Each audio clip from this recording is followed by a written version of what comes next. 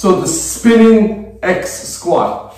So this is quite a challenging movement because it forces us to load this lateral part of our ankle with the legs crossed and coordinate this spinning pattern. Now, this is a true test of biological age as opposed to chronological age.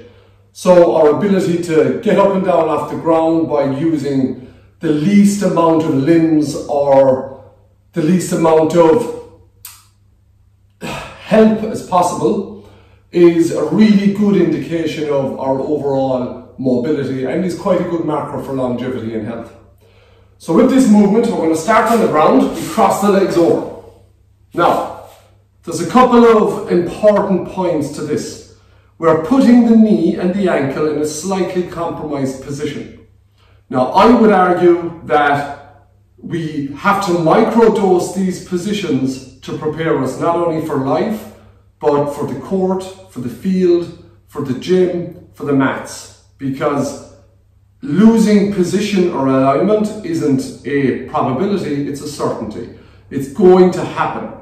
So the ability to be strong in these positions and have the body awareness to cope, to manage, and to reorganize our bodies is going to be a tool that's going to really serve us well throughout life.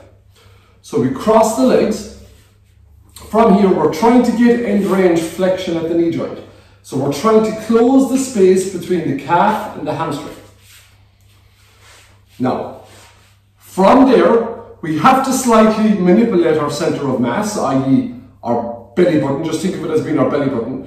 We have to slightly manipulate that so that we can counteract the balance challenge that's required to allow us to get up.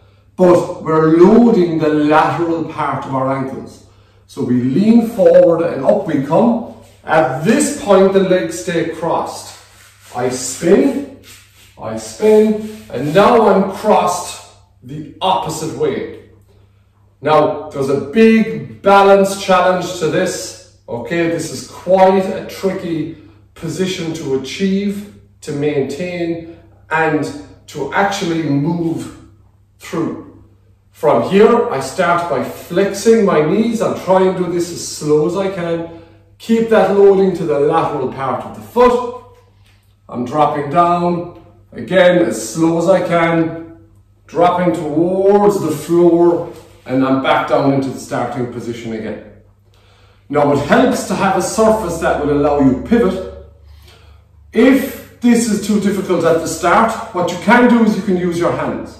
So I'm here, I just use my hands to lift myself up. Okay, you can go one or two hands. Once I have done that, I pivot around. I can actually take some steps if I wish. Okay. From there, I can just lean forward, go to the ground very slowly, and back down again and set the position up again. So really challenging position. It's unorthodox.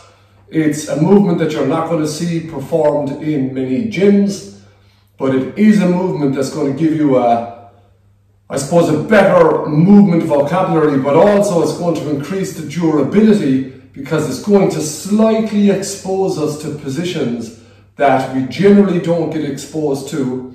And we know that just slight exposures to a position is going to allow you to build capacity, familiarity, allow your central nervous system to access that position, and it's going to build a bigger base of resilience and capacity.